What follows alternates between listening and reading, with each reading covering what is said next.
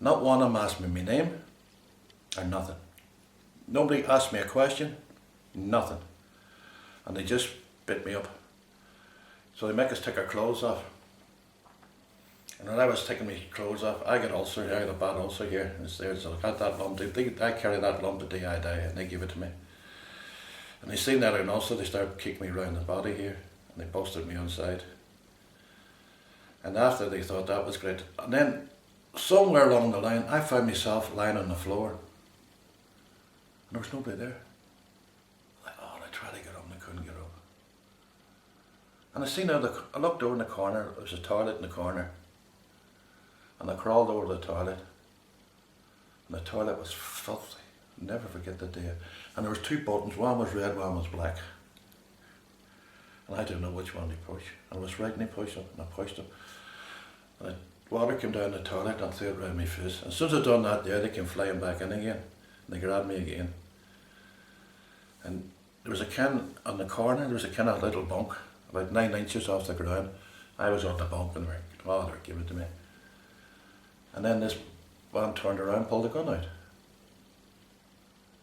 And he said to me, I don't know what they're talking about. Listen, so I'm sitting there listening. I could hear nothing, but the sea was outside, you see. Well, we're supposed to get a boat from Markham to Belfast, and that's across the Irish Sea. So he turned and said to me, what we're going to do now, we're going to shoot you, we're going to throw your body in the sea. Well, I'm being polite, and that wasn't the words they used, you see. And I thought, right, yeah. And what was the frightened the shit out, and they rolled the gun out, put the gun to my head, and I heard a bang. Now, people ask me to try to explain this. I find this hard. It reminded me like a biscuit tin. I know an empty biscuit tin. Had not a biscuit. Where I got that from, I don't know. But that stuck in my head after all these years. And that's what it sounded like. No, the sound of it. And then after that, they thought that was funny. I didn't think it was funny. I fucking nearly died. And then they were smoking, and they used me as an ashtray. And then next thing I knew, we lost, it's hard to explain time because we lost time. I couldn't tell you time. But the next thing I remember, they were coming in and they were handcuffing me. And they run me out this corridor. And my head was down like that. You know, all I could see was feet, women and men, policemen, and they was kicking the shit out of us. Put me in a car, handcuffed me to the car, 2 in the back, 2 in the front. Now in the meantime, I could smell alcohol off them. Well, from Markham down to Birmingham is about 3 hours journey. And it was the worst of years of my life. The things they done to me in that car was disgraceful. All my private parts beat me up, kicked me, So next thing we know, we're in Birmingham. Don't remember much about that, how I got into the place or what. But I remember being in a cell, and there was a crowd down there, and they were just on the go. We didn't know who, they were seeing, one was going out, one was coming in, but in our minds, we couldn't fathom out what's going on here, you know what I mean? And the next thing I remember, this bloke came in with a dog, an Alsatian dog, into the cell. They told me to stand up, made me stand to attention. And I was standing to attention, and after a while I must have, don't know, went on the floor and bit the shit out of me. That went on all night. And the next morning, they came in and they took me up the stairs. By that time then, they knew how many people were dead, they knew how many people was injured. It was all in the newspapers.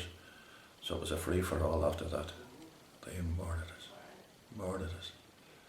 But somewhere along the line, some policewoman stepped in.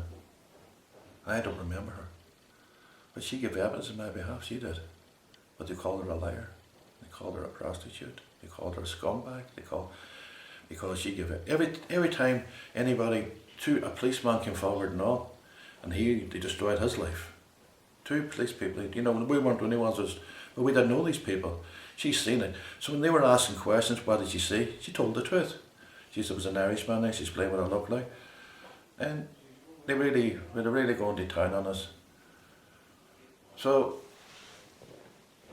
as time went on, just beatings and beatings and beatings. I came to the end, where they told me that I set fire to this house, I'd have said yes. You know what I mean? Like, and then the funny thing about it all, when they asked me to sign this piece of paper, when they put the pen in my hand, I couldn't hold the pen. My hand was that size. And the policeman held my hand and signed my name for me. Pretty nice fella. But you see, this all came out. But when this all came out after, then they took us to, pretty clever what they done.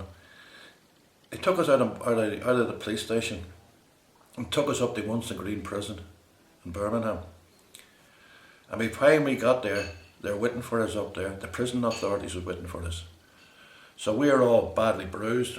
But so what happened there, when we were walking out of the prison, I was the first one out. When I was coming out, well, all just a pair of trousers, nothing else. When I was coming out, they kicked me out the prison van. I had a curbstone and I lost all my teeth. All my teeth just went flying out. And I was a brigadier. And he was, well, this is all English talking. You know, there's no such thing as a brigadier in the Irish Republican Army, because we checked it all out after. This was all English talk, a brigadier, colonel, captain and all like that. Buddy Powers just joined the IRA that weekend, he's a captain now. Jesus, some army we had. They give him ranks like that, so they were. It was silly. But the people of England and the people of Birmingham believed all this shit. All they wanted, they didn't care who done it. They had us.